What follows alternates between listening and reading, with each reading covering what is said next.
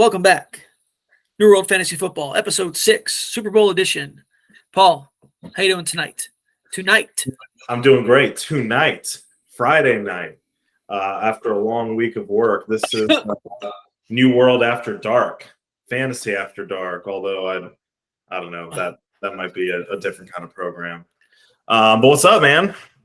What's up is I'm drinking coffee, not alcohol, and it just went down the wrong pipe first minute of the episode. So don't worry, we're not going to redo it. I'm leaving it in.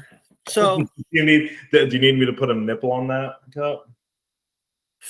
I have plenty upstairs for my son. It could have helped there. They're occupied. I got tea for myself. Don't choke on it. Like me, how do I choke on liquid? Like, how much of a failure am I at life? I'm a Giants fan. It actually has happened to me. It's like, I don't know. We wonder why these athletes choke all the time, and then it's like they have millions of eyeballs on them and 60,000 people screaming, and we're talking into a computer camera choking on some coffee. I'm like I'm mad when when Tua doesn't complete a 50-yard bomb to Jalen Waddle, but I can barely walk upstairs or drink correctly.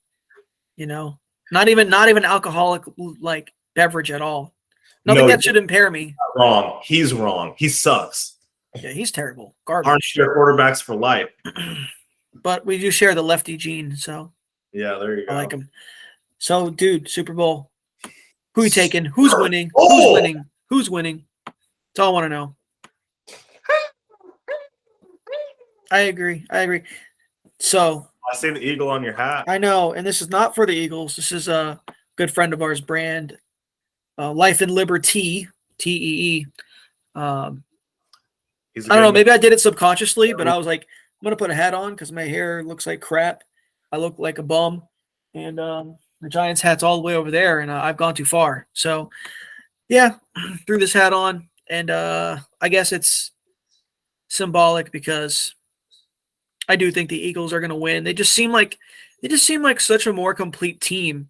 For as good as Mahomes is, the Magic Man Mahomes, like his weapons are inferior, his defense is inferior. Like what spots are they better at? The QB I'll give you, the tight end I'll give you, and Dallas Goedert is what I would still call him a top 5 tight end in the NFL. He's not a slouch. Absolutely not. He's dominant. He just keeps getting hurt, not really been able to put it together. But I think that he's dominant. I think he's one of the most dominant tight ends. After Kelsey, he's right up there. Yeah, he's right up there. I think I would give them the edge in coaching. I mean, Sirianni has done well so far, but I don't think he has the same pedigree. Well, not even close, but that's it. I agree. The coaching definitely goes to Andy Reid, and that could be a big help. That would be a big benefit to the Chiefs. That could give them a huge advantage for sure. I still just think, these dudes on the Eagles, unfortunately for me and my Giants fandom, they're just too nasty on every level, and I think they're going to be so good. Their trenches are so good. Yeah, that's the biggest thing. They're dominating on both sides of the ball. Like, I don't know, man.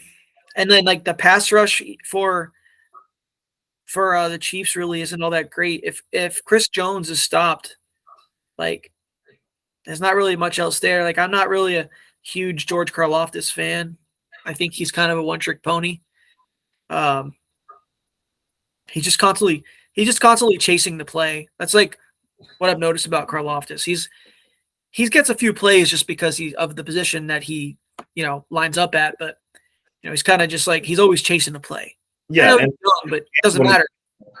When Chiefs have needs, they have an opportunity to pin their ears back. But I just don't think that's going to be the case here. I think Philly has a better ability to run the ball, to control the clock, obviously with Hurts and without him. Like, I do think it's going to be a close game. I think it's going to be a good game. I'm excited as hell about it.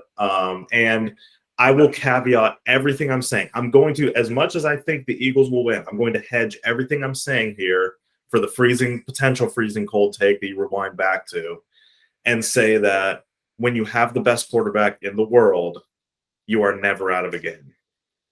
You're right. So, you're never out of a game.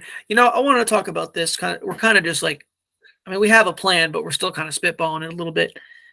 So just to speak on that a little bit. Yes, you have the best quarterback in the world. And I just feel like let's look at the whole season, including the playoffs. Now, it's easy to say, I can hear this argument already from, the internet people who are not watching this show, but still, you know what I mean? If there were, it's like, wah, but NFC versus AFC. AFC is stronger. Wah. So I know. But if you look all year, Philly has been controlling every single game besides the one game that Washington flipped the script on them and was like, oh, you're going to run the ball on us? No, fuck off. We're going to run the ball on you. And that's why they made those trades. Yes, because they were like, oh, damn, this is a huge weakness. Who's two somewhat washed up guys who might be able to plug the run game up a little bit that want to win a Super Bowl? Donkey Kong Sue and what's the other guy's name? Who else did they get? And they got somebody else in too. They got Sue, and they were not washed up. Sue's not washed up either. Obviously, he's not the athlete that he was, but even in Tampa, man, he's just you don't move that man. Yeah, he's moving. He's basically his pass rush ability has really declined, but he can still plug the run. So it doesn't. That's what he needed to do, though. That's what they brought him on to do. So, they're a complete team in every way. And even besides that, okay, they had one hiccup where Washington was like, we are going to flip the script on you, and they successfully did it by a thin margin, but they still managed to pull it off, right? And the other games they lost was, well, Jalen Hurts wasn't playing. Yeah. I want to say Goddard was out for one of those games. Whatever. Important piece was Jalen Hurts wasn't there. So they've controlled almost every game they've played, including the playoffs. My Giants were way overmatched. That was obvious. Even San Fran was overmatched. Purdy or no Purdy, you could tell they were overmatched. And that's a great team. It's a great roster. So, but as you also said, the Chiefs have Patrick Mahomes. They have one of the best coach. They have the best coach quarterback combo in the NFL. Those two are there. They're a threat to make the Super Bowl every single year, win the Super Bowl possibly every single year. And but I think this year they're running into a nearly perfectly constructed Eagles team that's going to be able to beat them. So that's my full take. Yeah, I mean, I wish I could just take a snippet of what you just said and repeat it. I feel exactly the same. It's a battle for me of the philosophies, right? We have the best team overall. Is it about the team? Is it about defense? Is it really defense wins championships? Teams win championships? Or are the Mahomes gods nerds out there, are they right that he can do no wrong? He is the second coming. He is everything that they believe he is down there, and it just doesn't matter. And he'll win. So it's going to be fun, man. I will say, dude, I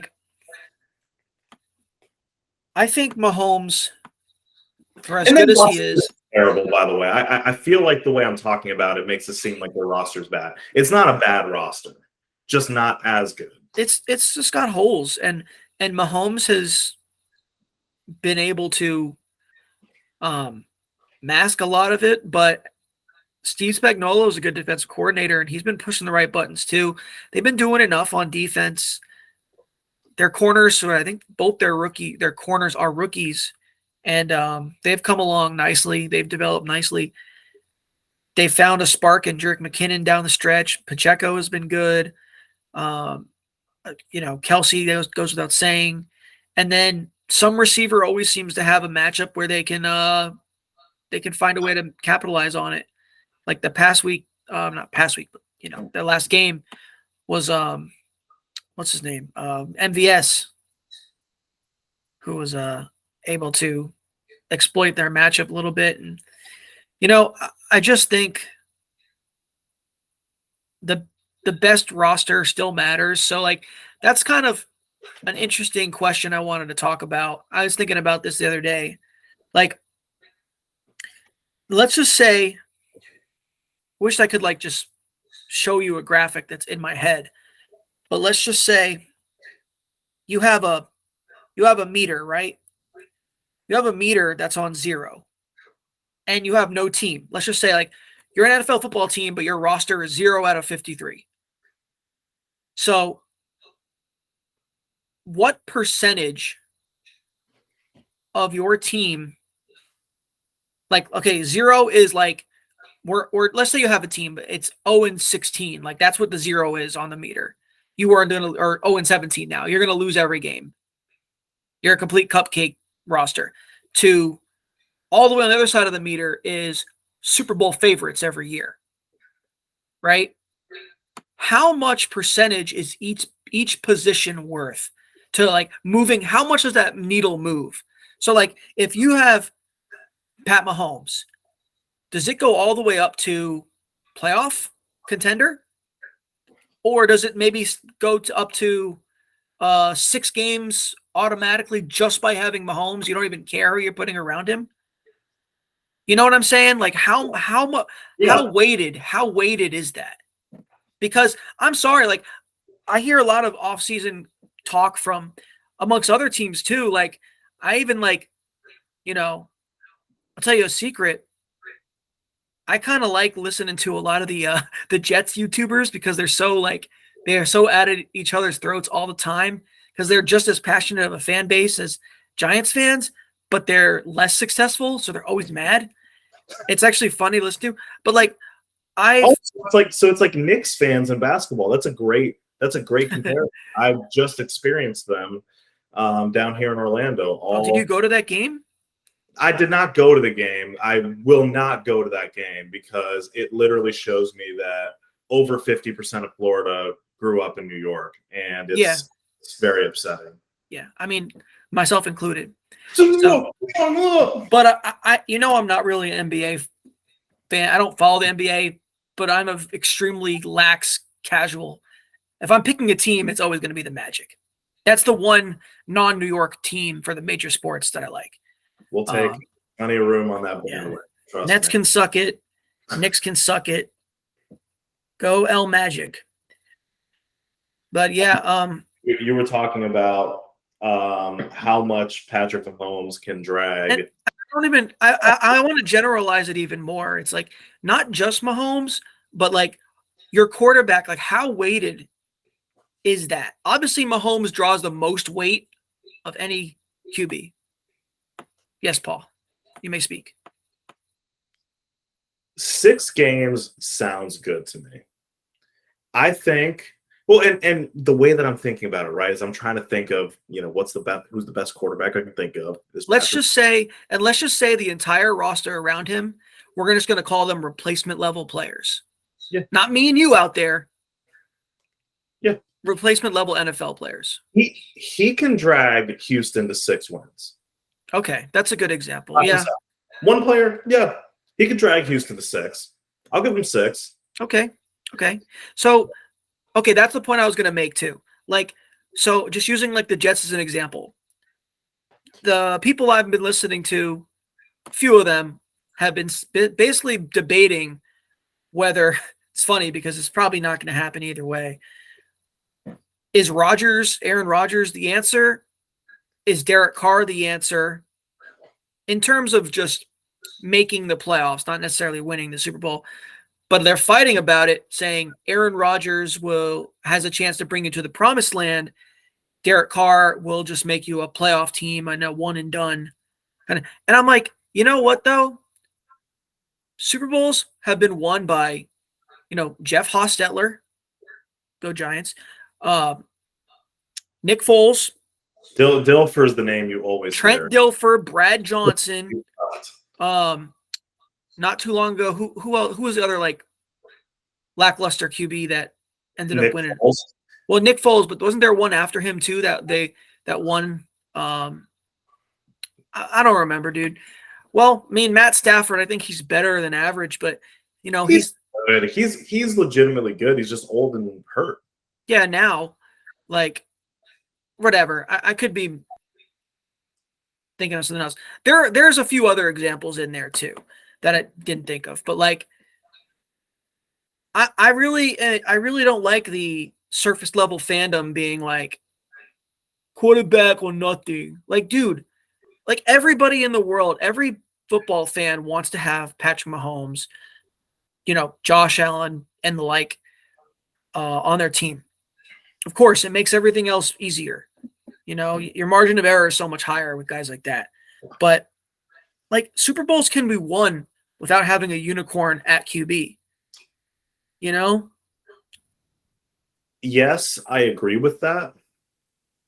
I think the way that I look at it is quarterbacks give you, or a great quarterback will give you consistent success. So the way that I look at it is the average guys can all have a good season. They can have a good season. Homeboy on the Ravens for those years, Joe Flacco, he can have a good season. Foles can have a good run.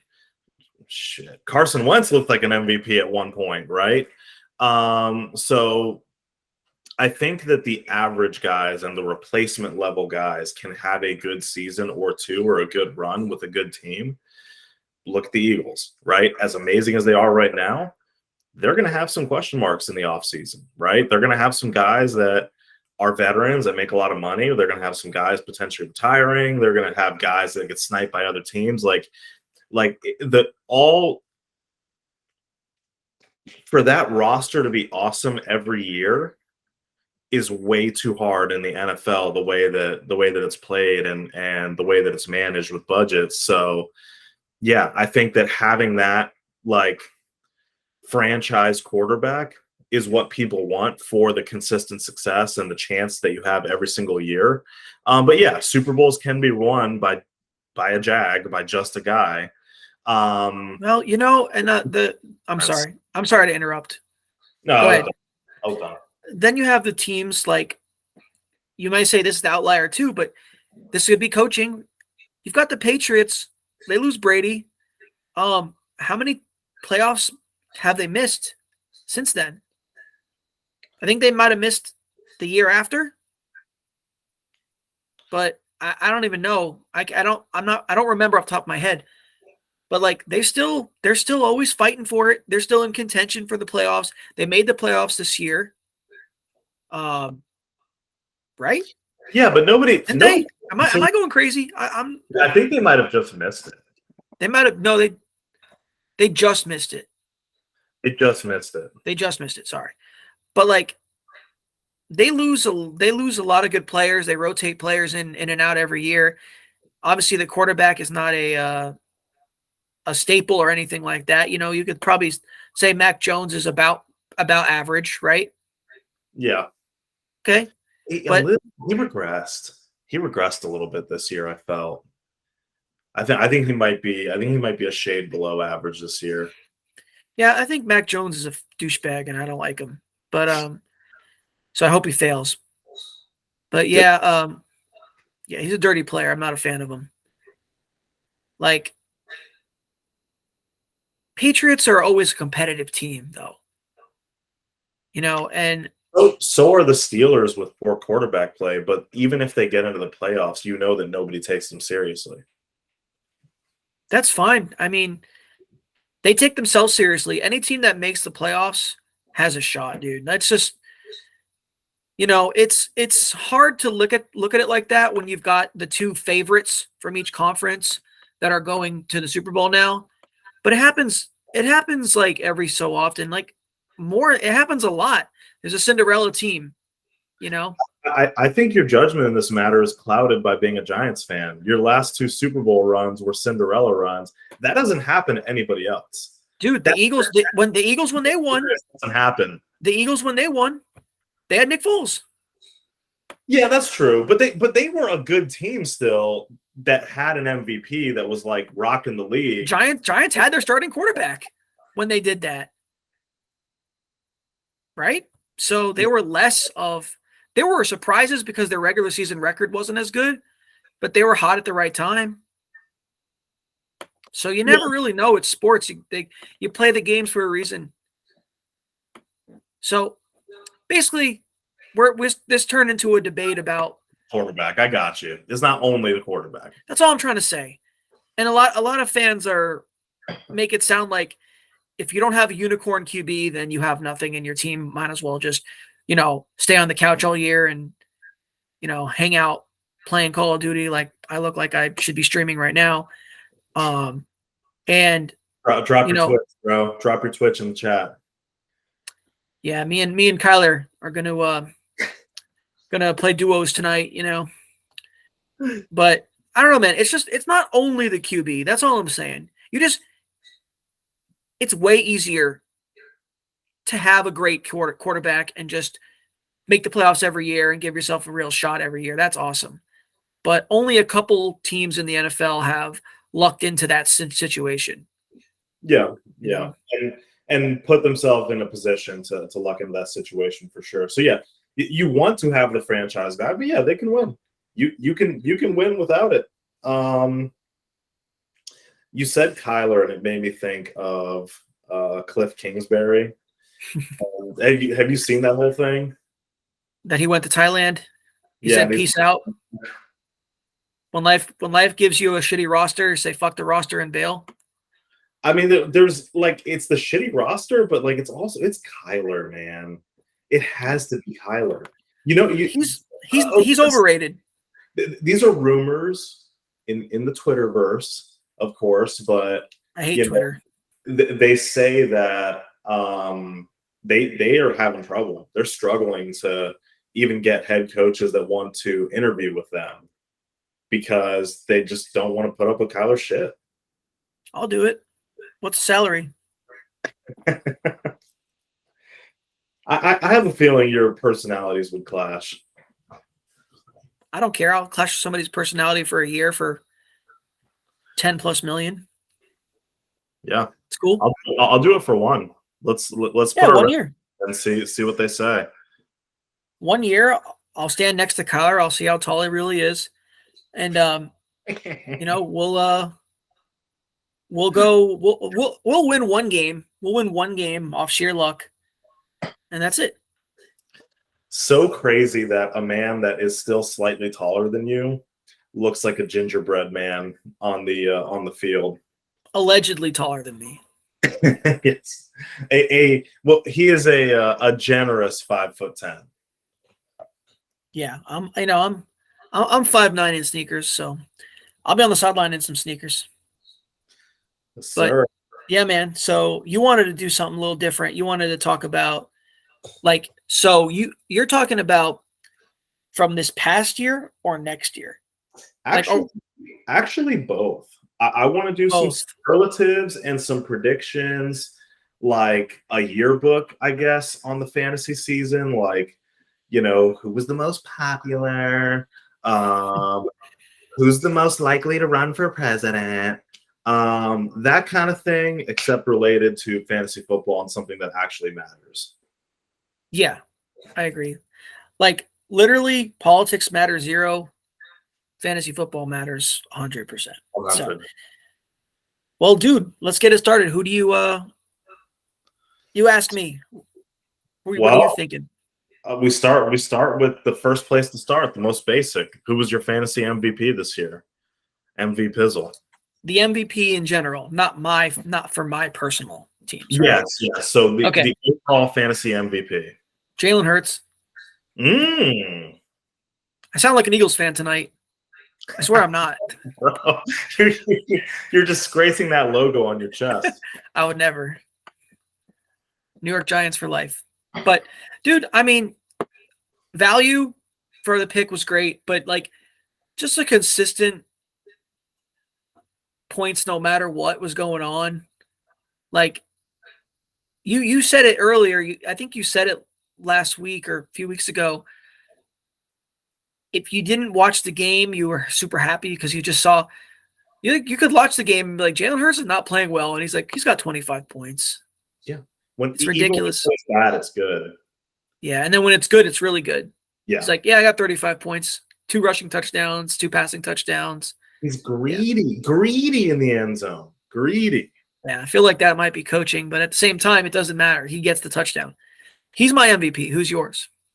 So I think you took an interesting track here because, yes, that is the best. To me, like, that was the best quarterback value. Like, I loved me some Josh Jay, but the value that you got Hurts at this year, yeah, you're just not going to get it next year. So I went a different tact. The way that I think about an MVP is the guy that you stuck your flag on. This is my first round pick. This is the rock that I'm going to build my fantasy house. And for that person, I've got Eckler. Yeah, hard to go wrong with him. Awesome power. Yeah, he had a kind of rocky first couple games, but that was it. Since then, he was great. Somebody traded him. And he got traded off too. Yeah, and it didn't even matter. But like, I agree. That's a good one. It's hard to argue with Austin Eckler because he's just great all year, pretty much. He was great all year. I think that a person that I would have put on here, I was kind of in between again because I was thinking of like the first 5 picks, somebody staking their entire season on it, right? It really, in reality, it really should have been Justin Jefferson. He was incredible. He was an absolute monster all year long. Almost guaranteed scores in your wide receiver 1 spot. The only reason why Eckler edged him out for me is just because of positional scarcity. That's it. I would say I would disagree slightly there just because Justin Jefferson had a few disappearing acts late in the season, and it wasn't his fault, but he got blanked by Jair Alexander, and he had a few other kind of blag games in there. He did get Jaired. I remember that. Yeah. I actually didn't own him, which made me sad. So I guess this is partially jealousy from afar. Manage. Own is a bad term now. Managed. We don't want to get canceled before we even get the program put on. But yeah. Trigger warning. Yeah. #triggered. #triggered. But yeah, man. I'm with you. He's my number 1 wide receiver next year. I'm just spoiler alert. Yeah. It's like, oh, me too. Really? Okay. I thought you might take is Keyshawn Johnson available? Keyshawn. Yeah. Or Plaxico Burress? I'll take Plaxico Burress today. Throwback Thursday. It's Friday. What do you feel like? And honestly, I think you kind of already answered this question with your first one, but I'm gonna throw it to you. Who do you think was the best value this year? Well, I actually don't have Hurts as my best value. My best value, by the act of God and a miracle for his season, Jay Willie, Jamal Williams. Just the luckiest. God hates Swift. You're right. God hates Swift. And not only that, wide receivers were just not allowed to cross the end zone. It was like the touchdowns went to Jamal Williams or like Ted Kennedy or whatever the guy's name is. Like, what? Right? What's his name? Yeah. Some Kennedy. I don't know. I was like, who the hell is this guy? Keeps going. I have him on Ross St. Brown, and it's like the 3rd touchdown today for Ted Kennedy. I'm like, get the out of here, Ted Kennedy. Or Goff would run it in too. Oh, that was beautiful. That's the thing of beauty, watching Goff run the ball. I like Goff, man. He's such a vanilla. I know now I'm going to get canceled. Like, just drop back 3 to 5 seconds, throw the ball. Like, that's just. But he's not bad at it. So he has a great line and great weapons. Yeah, he has. And they're down all the time. He's perfect for fantasy. He's the he's in the conversation for best values too on the same team. But quarterback is just also so easy to stream, yeah. and running back isn't. So for me, it's Jamal Williams. How about you? Yeah, man. Well, that's a great value. I didn't even go there. But yeah, he was a touchdown monster. And the sad face of all the times you know that it had to happen, that somebody started DeAndre Swift against a team that was starting Jamal Williams and watching the backup score all the points, but neither here nor there. Yeah. My best value this year was Josh Jacobs, JJ. Yeah, for sure. The way that his value absolutely submarined this year. And, it started fine. He was in the perfect Josh Jacobs spot. What, probably third to fourth, fifth round turn area. Yeah. For 10-team leagues. 12 teams league, like fourth rounder. So, yeah, he was always going to be in the Josh Jacobs spot. And then, the reports start coming out. They add a running back. McDaniels is talking about the committee. We also know that he's a terrible coach. So, that nerfs his value somewhat. And then the Hall of Fame game. The Hall of Fame game was the panic of the stock. Like when you see like Wall Street, the stock like market price is kind of going up and down, and then just totally flatlines when we saw him in the Hall of Fame game. We have talked about the fact that people got him in a crazy low round, and very, very, very huge value for the people that were not too scared to grab him because he returned first round value. Yeah, first round value. Dude, like he's when like the award shows have not football, like the film award or movie or whatever TV show or which one? What is it called? What is it? The Oscars? I should know this, right?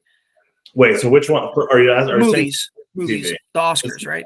The Oscars. So like when like that smacks Chris Rock. That was the Oscars. Oh, great, yeah, that makes sense, right? They're both movie actors, but like when there's a really good movie that's just everyone's favorite that year, they win like 16 awards, and you just see the same like douchebag walk up that many times. Like, how many times are you gonna thank everybody? Like, I want to thank my my butthole cleaner. He did a great job. I wasn't tight ever one day of shooting. Like, okay, man, shut up already. It's like I hate award shows. Pretty much like I should not be like doing anything on the internet because like I'm making a show for like internet content. I hate the internet. I hate award shows. I don't know, man. I guess I'm just a hipster. But like you're more of a grumpy grandpa. I kind of am. But I don't know. I've become that episode of South Park where everything just sounds like crap. To Stan, like all the music is just like sounds like crap to him now, just farting sounds. But Josh Jacobs is that guy. You could probably trot him up there for like 6 awards this year. Yeah. He was almost MVP for me. He's in that conversation. This award, which honestly, the more that I think about it, just where anybody got him, he took you to the promised land. To get that kind of value that late, I mean, goodness grief. Especially from a guy that we've known has been around forever. That's the other thing. When a rookie does it, it's, it makes a little more sense. Speaking of rookies, fantasy rookie of the year. I think there's pretty much 2 options here. I'm feeling we're going to put in one. I think so. But we'll talk about both. Yeah. So, Kenneth Walker. Can walk. Yeah. Kenneth Walker was awesome. Just, came out of, I wouldn't necessarily say nowhere, but he basically was in the shadow of Breece Hall. Mm-hmm. But he said, screw that noise. And, Breece Hall's knee said, screw this noise. And then Kenneth And then Walker.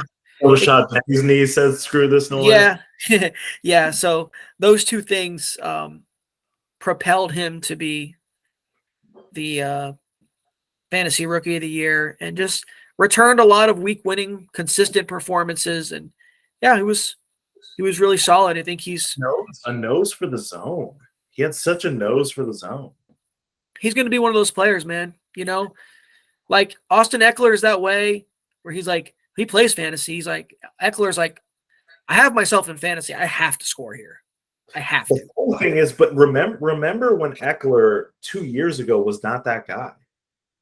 Remember when we talked about like, but he doesn't score touchdowns. That used to be the caveat with Eckler, and what would keep him out of that first round conversation. Because he always did everything. Yeah, it's like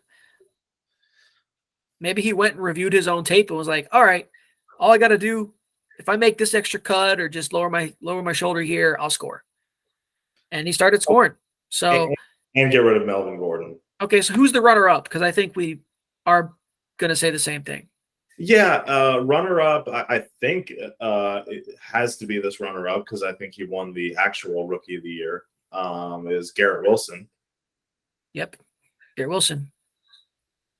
Just the nature of his position and the nature of being on the Jets. He was a little inconsistent, but receivers just happen to be. But he's proven to me that he is a fantasy asset for a long time to come. Oh yeah, he was. I don't know why he even dropped in the draft.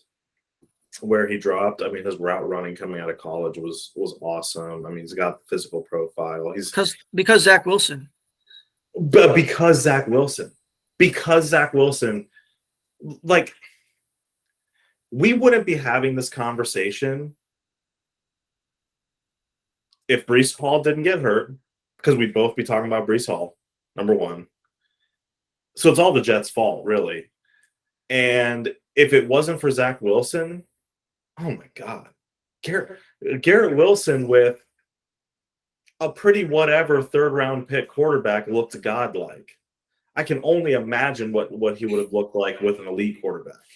Dude, like one of the big rumors is if Derek Carr is, maybe this is more to Jets fans than Derek Carr himself, probably is, but they want that pairing if they don't get Rodgers. Perfect for Garrett Wilson because he's just going to be like, that's my new Devontae. You're getting 15 targets a game. Oh, the spammer, the forever spammer. You know, when we played football, just messing around, I pretty much threw the ball to one guy like 60% of plays because he was open. You know, yes. I knew he'd be open. And usually that was for a very good reason. But yeah, I mean, dude, like he's awesome, and they're going to have to address quarterback because they are the rare team. Every team thinks they're a quarterback away.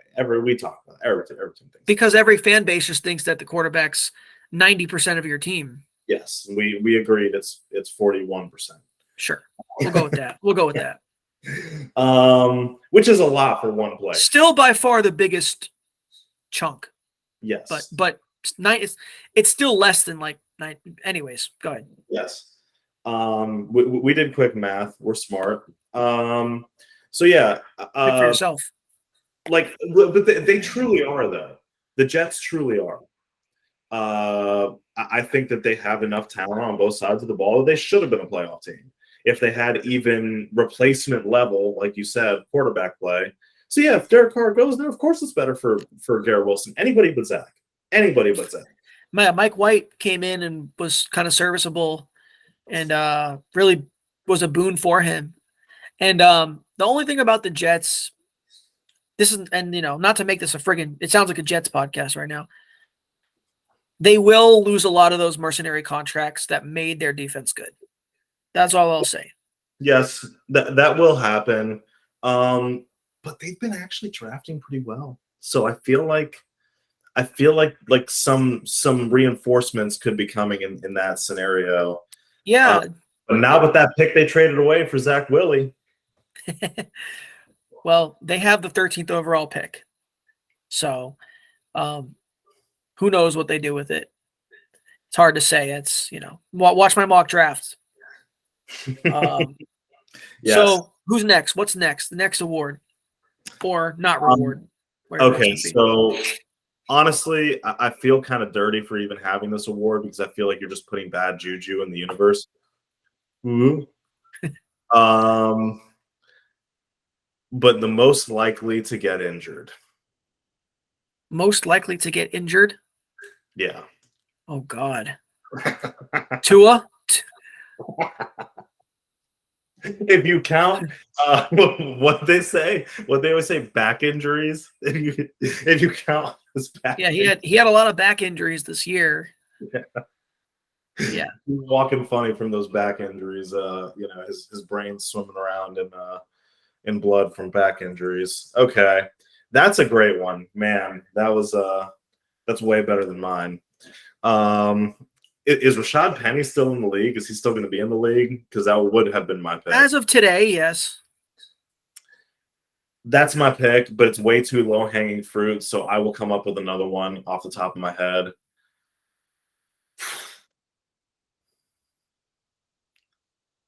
If Mike Thomas tries to come back again, it's guaranteed.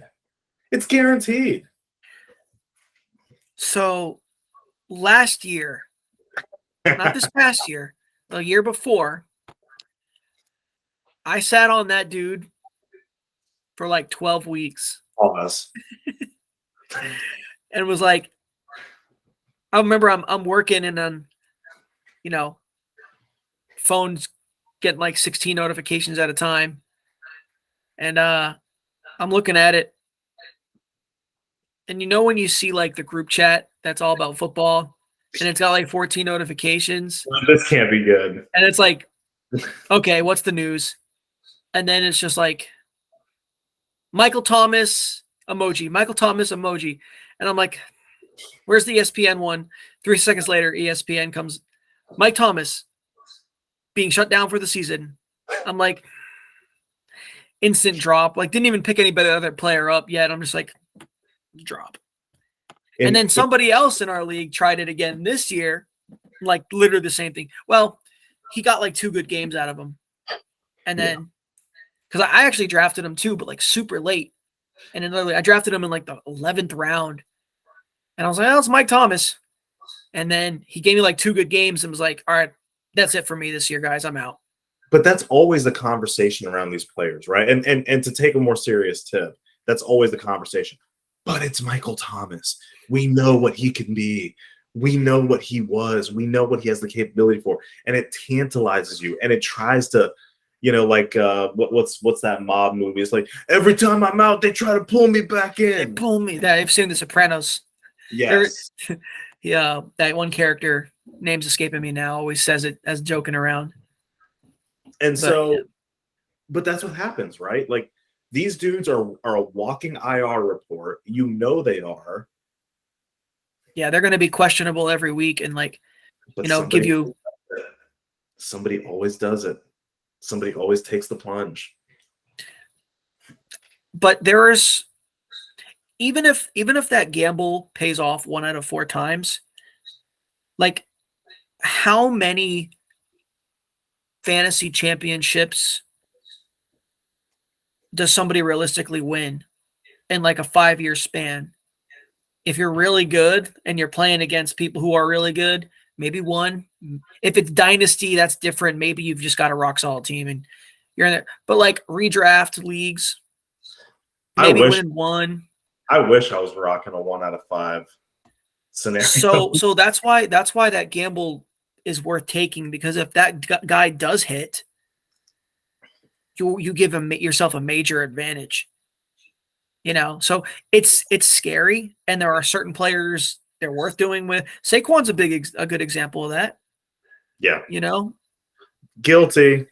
Saquon was a risky pick this year, and he paid off. So you could say the same thing with McCaffrey. He was a huge risk taking him as early. Worked out. So, you give yourself a major advantage if that injury scare gives you good value. So, but it's a risk reward thing as everything else is in life and fantasy. So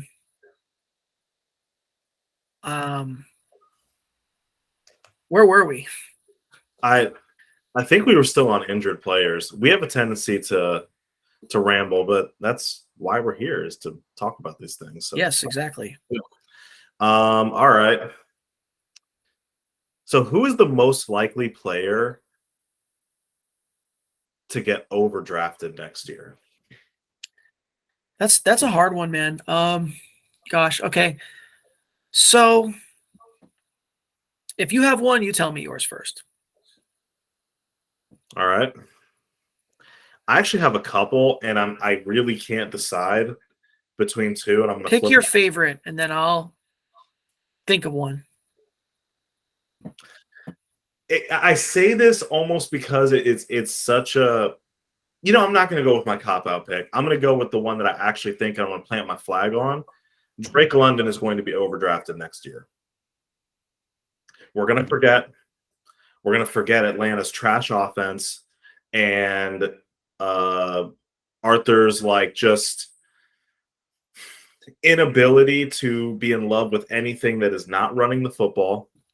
We are going to, as a community, toxically together, we are going to convince ourselves that Desmond Ridder is going to take a leap. He's going to take a jump. Drake London's size, his measurables. Oh my God, the speed. And he's going to end up somewhere in the early middle rounds, and someone is going to end up with a nothing in their fantasy rosters. So so you're saying that Drake London is going to end up being not a complete bust. Yes, a bust. B-U-S-T bust. Not his fault. Not his fault. The only thing that changes this is if Atlanta somehow drafts a good quarterback, moves up in the draft, whatever. Then, we can cut this, and that's fine. But if everything stays relatively the same today, he's going to get overdrafted on his original draft value and his name, and he is going to be he's going to kill lineups. I think Drake London is going to be a good player in real life. But yes, I think he's going to disappoint people in fantasy a lot. Because, yeah, they're just going to be the, run to the hills team. Just run. And you're going to be desperately hoping for 3 for 35 and a touchdown from Drake London. The DJ Moore conundrum. That's he'll tantalize you with a few games. And this isn't saying that Drake London won't have a few games. He'll have a few games. Just enough so that he stays on your roster and teases you for you to keep getting drilled. Kadarius Toney has a few games. And that's what so I'm going to give you a BS answer here because I can't think of a great one. Whoever is deemed to be Kansas City's wide receiver 1. You mean exactly what happened this year? Juju? Yeah. Yeah, Juju's a free agent. Who knows if he'll be back, but it could be Juju. It could be whatever receiver they pick in the first round if, that's the route they go. Sky Moore, somebody, Matt Berry will blow his load about some kind of opportunity share numbers and the fact that he gets to play with Patrick Mahomes and blah, blah. And we're still going to forget that it doesn't matter because their tight end is their number 1 receiver and will be, and that's it. And spread it. Yeah. So that's not a real answer, and I'm sorry, but that's the answer I'm giving. Yeah, well, it's insert player here. Whether it's MVS, probably it's going to be, either a veteran signing or most likely somebody they draft. It'll be a rookie, or whoever just hasn't shown to be mediocre already, because that's what Patrick Mahomes does. He elevates mediocre receivers. Not named Tyreek Hill. Yeah, Alan Lazard is itching to go to Kansas City. He's gonna be. and have a career year probably, but all in 6 very weirdly spaced games that you can't predict. And also that he's just not a good receiver that gets overrated somehow still. Yeah. It frustrates the hell out of me. We both fell victim to that at certain points this year.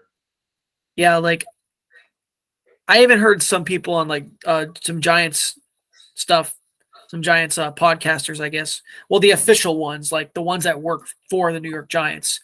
They were going over some free agents, and they're like, Alan Lazard could be a good option based on like he's bringing the financials into it too, not just like the fandom. Like if we get DeAndre Hopkins and we trade for T. Higgins, like not like that unrealistic stuff. He's trying to be realistic, but I'm like, dude, Alan Lazard sucks. He sucks.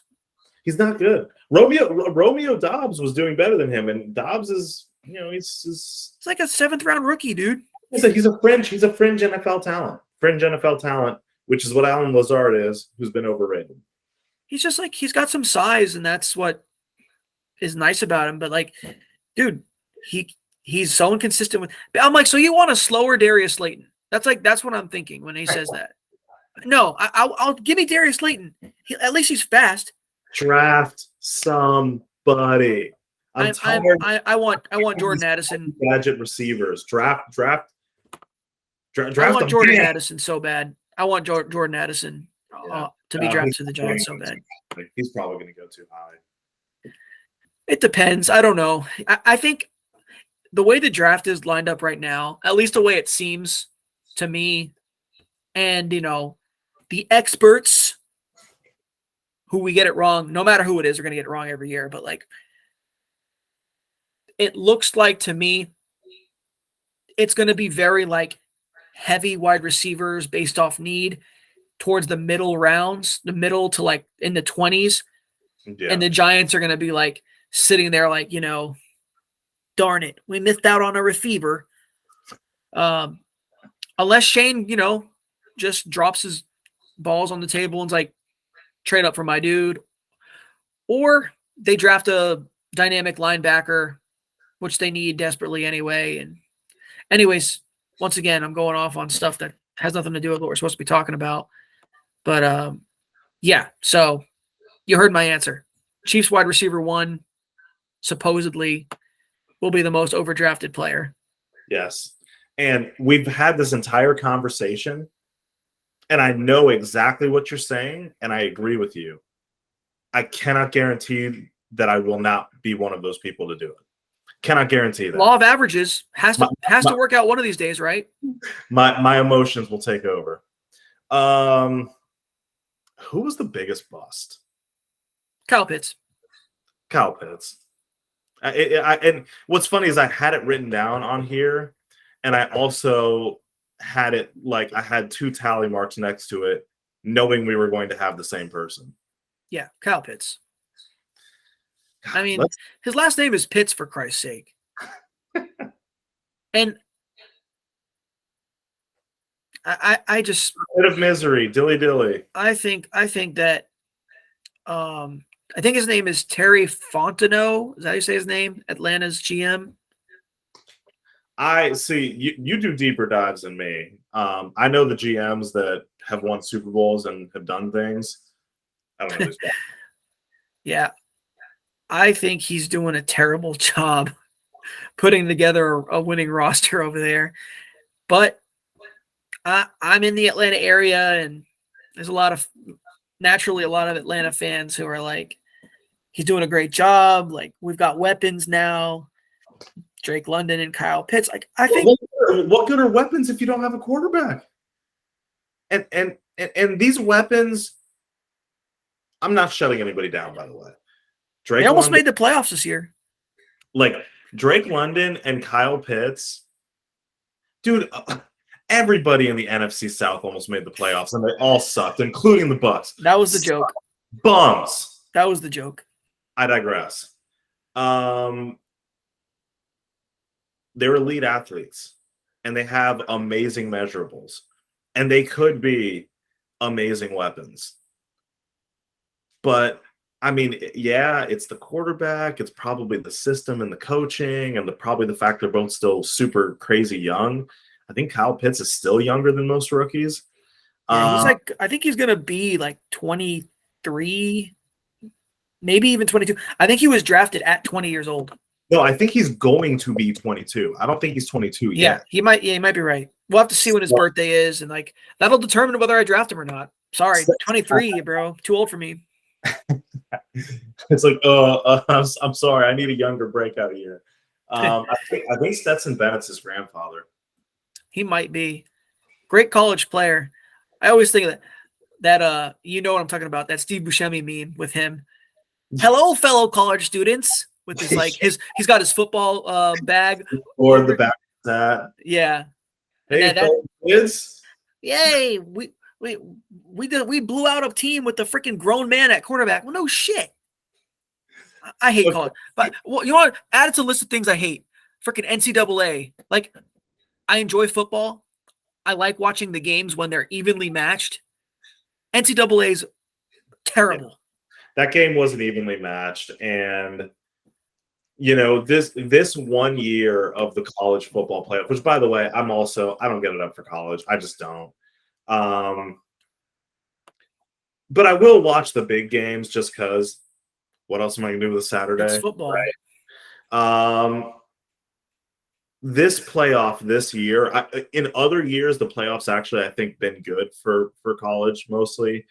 This is the 1 year that I wish, like, man, can't you just have a committee say that this super stacked team of AAU amazing athletes and this overstacked OP team just play each other and we'll call the national championship. Like, this is the 1 year I missed it. There's just so many politics in the NCAA. I can't get started on this, man, because it will be a 35-minute rant about it. Let's pause. Let's just put it this way. Money, politics, power. That's what runs the NCAA. And pretty much what ruins everything everywhere. Yeah, it sucks. And, it was a good game, Georgia and Ohio State. Well, they both are loaded with NFL prospects.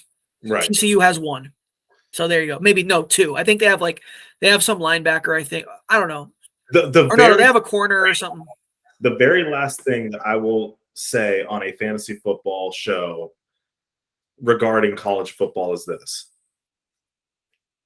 The amount of verbal gymnastics that the telecast people had to do in order to make it sound like TCU had a real chance was pretty hilarious. Like, it was just like, oh, well, that's why they play the games, you know what I mean? Dude, shut up. Oh. I know. Kirk Herbstreit. Terrible, stupid name, dude. Kirk Herbstreit.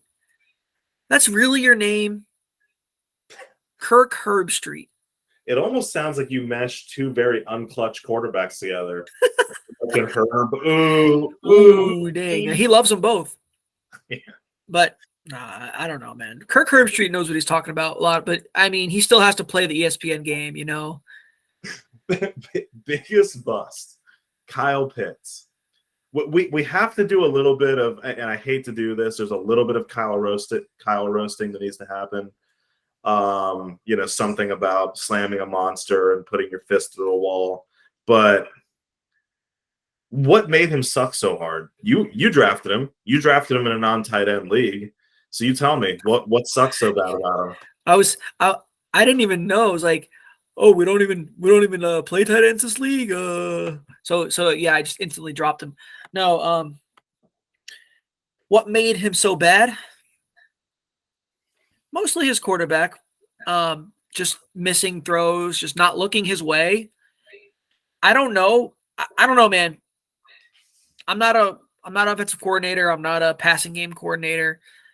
I'm not a tight ends coach. Like, to me, it seemed like he was getting a very small amount of opportunities, and then those opportunities were bad when he got them.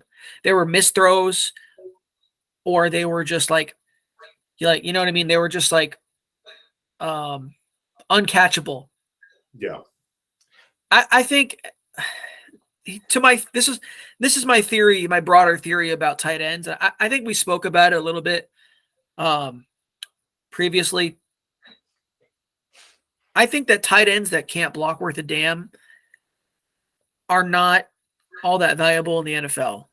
They can hurt you because they're a constant tell. They're a poker tell. Yeah, you're like, if you're playing Texas Hold'em, you've got like one of your cards flipped every hand. You know what I mean? Like, hey, look, I got a jack. Like, you're telling them half your hand every time.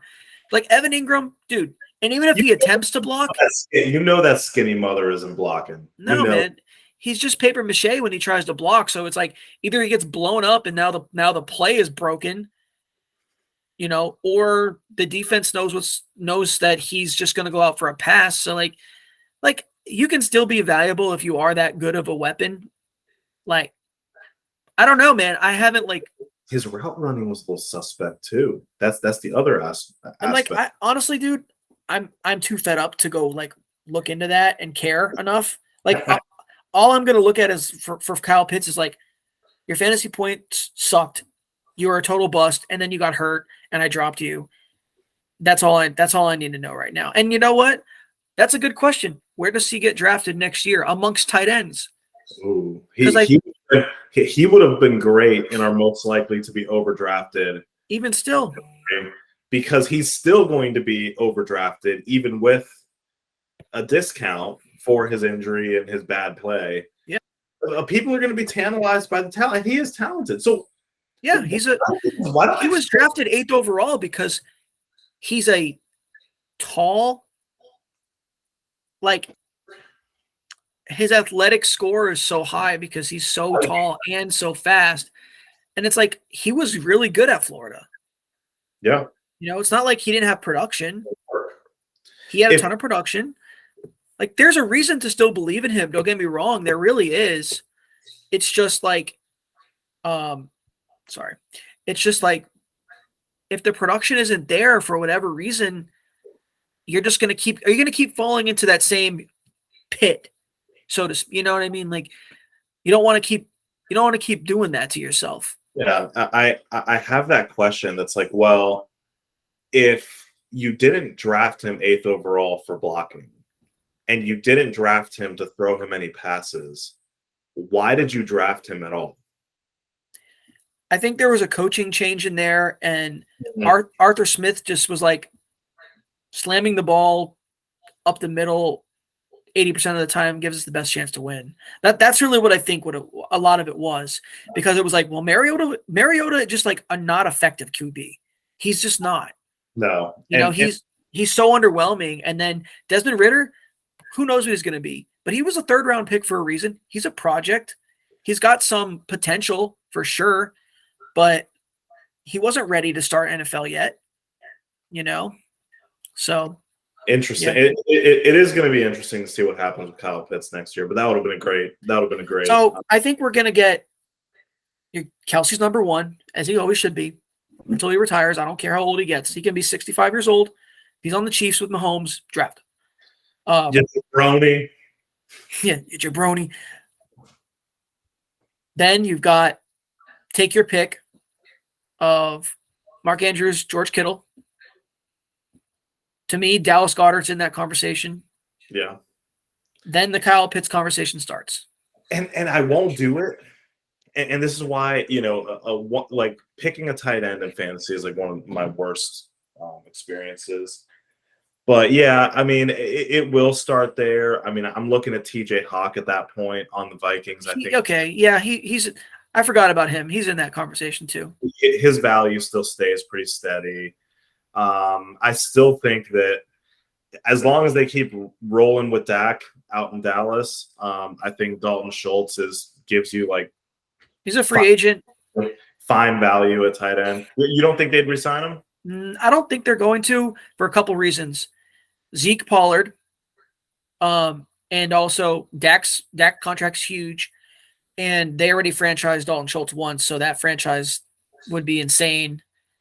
I just don't think they're gonna, and I think they like their 2 young guys. They've got Jake Ferguson and Peyton Hendershot that I think they're gonna give a shot. I don't think they're gonna really No, invest.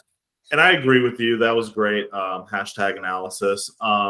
So then what I will do is I'll drop them as young players a couple rungs, but in the top 10, insert Dallas tight end here. And I'll give you that same way did the Chiefs thing. All right. So I've got a question for you, Andrew. Have you ever found yourself to be rickrolled by the same fantasy player? Never gonna give you up. Never gonna have. Besides Kadarius Toney? Yeah, exactly. The guy that you just can't stop dropping because he sucks, picking up because he gives you a little bit of hope, and drop and pick, and drop and pick, and drop and pick. Is Kadarius Toney that guy for you? Is that the man? I don't want to go with that answer because he's like my low hanging fruit. Because if you know me, you know I have this like love-hate relationship with Kadarius Toney. Like, I love his music. I hate his football game. There's a video about that somewhere. Yeah. So, yes, I made a short film about basically Kadarius Toney is haunting my dreams and Joke's on you.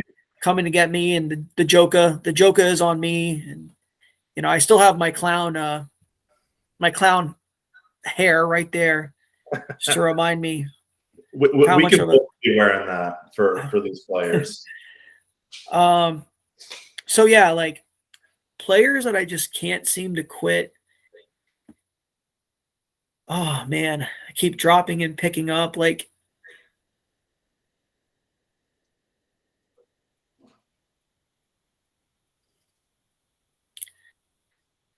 there's a few, I would say, like tight ends that I kind of like, that I'm just like, who's gonna goose me this week? Like, I like them. I like their potential. I don't know. This isn't really a good answer because he was on rosters, but like he's kind of been fringe over his first couple of years, but I still like him. Pat Freiermuth. Yeah, but in most leagues he stayed on rosters. Yeah, but he did. I think a Rick roll can be in your lineup too. I think you can definitely get Rick rolled in your lineups, which, by the way, is why I didn't make the playoffs. Another player very similar to that, who I'll always like believe he's good and be willing to put him in lineups, is DJ Moore. Because I think he's a really good player that's just in a bad situation. He's an amazing player. Yeah. He's not just a good player.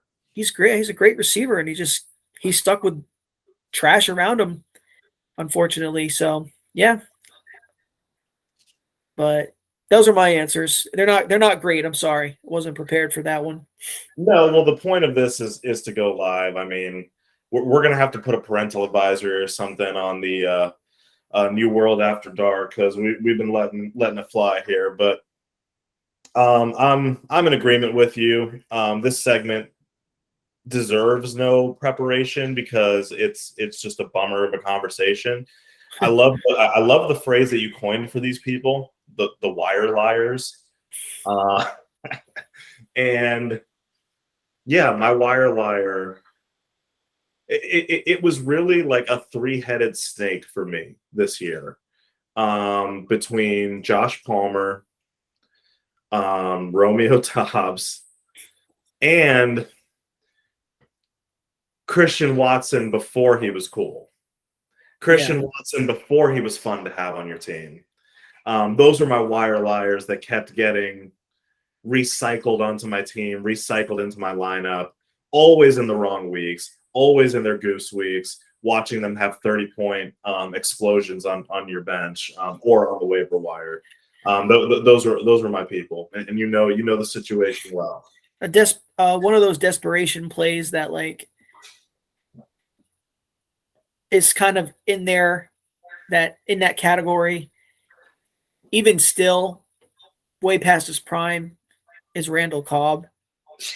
just because it's like, well, we had that 100-yard game, and he's still he had 12 catches. He's with Rodgers still, so you can convince yourself to like starting, or at least picking up Randall Cobb, even if you're not going to start him. But like he's more of that, like, it's week 9, and I've got 4 of my 6 receivers, or 5 receivers, and I need a wide receiver start. All right, Randall Cobb, please. Or any secondary Texans receiver. Oh my God! It's like, all right, Chris. Is it Chris Moore? Is that a real person? I think so. We should probably know this if we talk about fantasy football. The guy that I thought was a rookie, but was actually like 25 years old. I was blown away by that. Well, there is one of those. His name is Velus Jones. Yeah. And soon to be Bennett. Is he actually going to get drafted? I think 7th round, Stetson Bennett. Yeah, I think somebody Cleveland Browns will take a shot. Cleveland Browns have 7th round pick, Stetson Bennett. I'm calling it now. I would love to see the quarterback controversy of somehow Deshaun Watson still being younger than Stetson Bennett. Dude, it will not be a controversy. Stetson Bennett, it will be a backup. Yeah. Or maybe they'll become friends and go to the same parlor. Well, Stetson Bennett's been going for most of Deshaun Watson's life, so he knows all the right code words, He invented it. Back in the 60s. What's Stetson Bennett's social security number? Like 3? This man catching strays for no reason. He's younger than me. Yeah. But I didn't play. Okay, so like there was a time in my life, story time. There was a time in my life when I was 14 years old. Believe it or not, I was that old at one point for 1 year. And I decided I was going to play basketball in like a rec league, even though I was like a freshman in high school. So I was like, I don't want to actually be on that team. It's too much work. Whatever. I'll play in a rec league. There wasn't enough people. There wasn't enough people to fill up the ages 14 to 15 league. So I had to play in the 12, 13-year-old. The Stetson Bennett. That's Stetson Bennett. And it was BS for those kids, especially those like younger 12-year-olds, where I was dominating them, and it felt great. I remember you telling me. It felt great. But you know what? If I was to actually go to the freshman team, backing that poor kid down all the way to underneath the basket. Oh, I was full on Chauncey Billups. And then I had the lefty hook shot no one expected too. So I'm like, get out of here.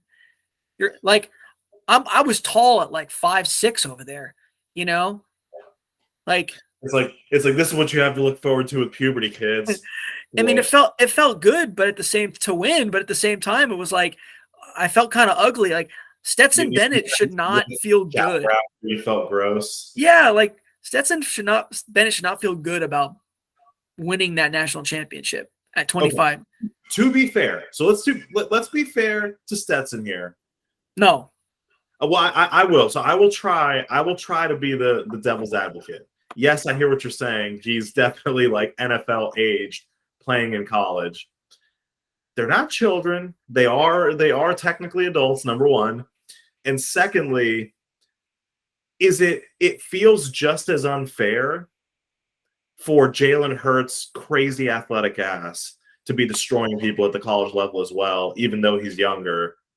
It feels just as unfair that he's just that much more athletic than everybody.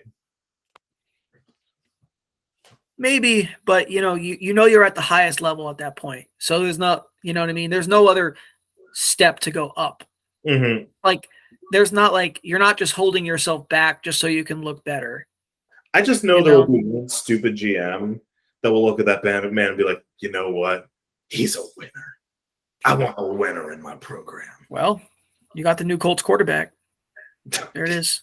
Oh my God, bro. If Jeff Saturday's still the coach, that's 100% something he would do. That's 100 leader of men. That's 100% something he would do. Yeah, let's not talk about him anymore. So, dude, you got any more? Honestly, man, on our 7th random meandering of this very sleepy Friday night, I think that's as good a place to freaking close it out as anything. I think so too, but let's do before we do that, we have business. Face off. We still have business to attend to. How So, can I? Yeah. are you ready for this, Paul? Not at all, but let's do it. Excuse me while I grab a pen and stuff to write down because I was ill prepared for some of this too. I just want everybody at home to know that we normally have very organized pre-production meetings. We normally super prepared, but this was an emergency situation in which we had to do my emergency tube. My executive assistant, I let her have the night off, so that's why I'm a little out of whack today because Stacy usually has all this ready for me and she's not here. But her mom is pretty sweet too. But anyways, that's definitely a boomer joke at this point. Yeah, no, I was gonna say I was like only like 30 and above would have given me a courtesy chuckle for that. So we're about to pick some players, huh? This man deserves no applause. Me. Yeah, man. Dude, I can't even remember. You went first last time, right? I believe so. I think so. You had Christian McCaffrey. I remember we both picked Christian McCaffrey first overall. Yeah. I'm not going to pick him this time. Spoiler. Shoot, dude. Same format. But you know what? The teams actually kind of worked out for it because they both use 2 running backs. Yeah. Do we have to pick 2 running backs? Yep. Because it's going to keep it consistent across like where the certain level of points can still be there. This is going to get interesting. Yeah, dude. I don't know, man. I feel like I just have to take Kelsey. Yeah, he's just the most consistent guy. Yeah. All right. Kelsey it is.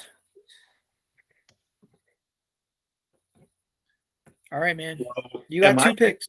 Am I going to let AJ Brown woke me again for the 3rd time? Is he your Rickroll player? He's been your Rickroll player of this little experiment. Oh, 100%. 100%. I've just been burned too many times. And honestly, I'm only doing this not because I think he's the 2nd best player of the game or of the matchup, but because I feel like I have to block you. Miles Sanders. You got 2 picks too, though, so you can pick. Oh, that's right. Okay. You're going to go Sanders. Okay. We'll go Sanders. Give me Sanders.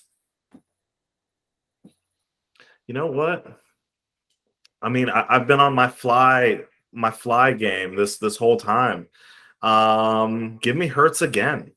I think he has a monster game. Whether he wins, I don't know, but I just think he has a big game. Yeah, I mean, there's no reason to think he won't, especially if you think they're gonna win. Well, it's with the ground too. Yeah, I mean his rushing ability, obviously, and who knows how hobbled Mahomes will still be. He seemed okay in that last game, but I think he was still just being a pocket passer for obvious reasons. It's been 2 more weeks though, so anyways, I think he'll be fine. Whatever. I think he'll be fine. Doesn't really matter. His game is not predicated on running anyway, but it is predicated on mobility. Like he needs to move to be his best self. Okay. So I've got Kelsey. I'm going to take AJ Brown. This is going to be the week he goes off. I know it. This is going to be because it's been twice in a row. Well, you get points for it because you got Hurts, right? Get hurt. Come on, Gardner Minshew. No. Now, this leaves me with a very interesting decision because I can take Devonta Smith and just double that up and in a way block Hurts. Yeah, that's an interesting move unless it all goes to Goddard. It could go to Goddard. I don't think you're going to pick Goddard, and I'm not going to take 2 tight ends. This also leaves me, and this might just, I think you would do this regardless, so I don't feel like an idiot for saying it. If I don't take Pacheco and you take Pacheco, now I have the 2. Well, actually, hold on a second. I can't even do that. I have 2 pass catchers, so I'm dumb because I'm not even playing the game right. I got my 2 pass catchers already. So then Pacheco. I appreciated the Galaxy Brain because I jumped on the Galaxy Brain board as well without realizing that you're not playing the game right. Yeah. Okay. So Pacheco it is. That makes it easy. So I'm guessing you're taking Devonta Smith with one of them. Yep. Okay. I mean, I guess like I'm gonna take him and watch as AJ Brown absolutely goes ham sandwich. So I need another pass catcher. Do I want to try to pick one of these loser ass Kansas City receivers? We literally just talked about this. Kadarius Toney's still available. He might be my wild card play. I don't know. Trying to guess what it's going to be. I can't pick him actually. Does Jerick McKinnon count since he's a running back? Only catches passes. He's in the running back position. That's fine. If that's who you want. No, it's not who I want.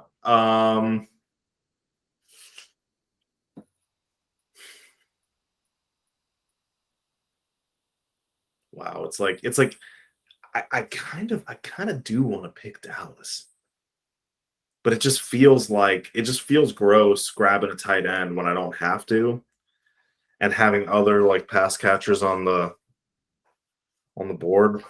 And there's just too much. So this is like all Eagles. You've kind of I've got arguably the 2 best pass catchers, so you kind of like box yourself in.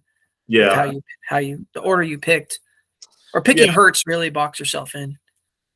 Yeah, give me Cirque Jerk. All right, McKinnon. Okay, so that leaves me with the last 2 picks. It's pretty simple. I pretty much have to pick Mahomes. So somehow something got messed up because I think so was I supposed to pick again? Because I only have 1 pass catcher, 2 running backs, and a quarterback. Yeah, you went. Do I have to wait for you, and I still have 1 pick? Yeah, you have the last pick. Okay. Yeah, because it went 1, 2, 3 for you, 4, 5, 6, 7. Yeah. We're tired. Now I have 8 and 9. You have 10. We're tired. So Mahomes, and then I just have to pick Kenneth Gainwell. Kenny G. The real Kenny G. Yeah, don't talk to me about. I only like one Kenny G, and he plays the saxophone. Oh man. I'm gonna go Circle Jerk. Dude, this is so stupid. Look at Juju. Okay, that makes the most sense. You sure you don't want Kadarius? It's so stupid because it will be Kadarius. It will be Kadarius, but I can't do that. He's gonna have one end around for a 10-yard touchdown. Yep. Yeah.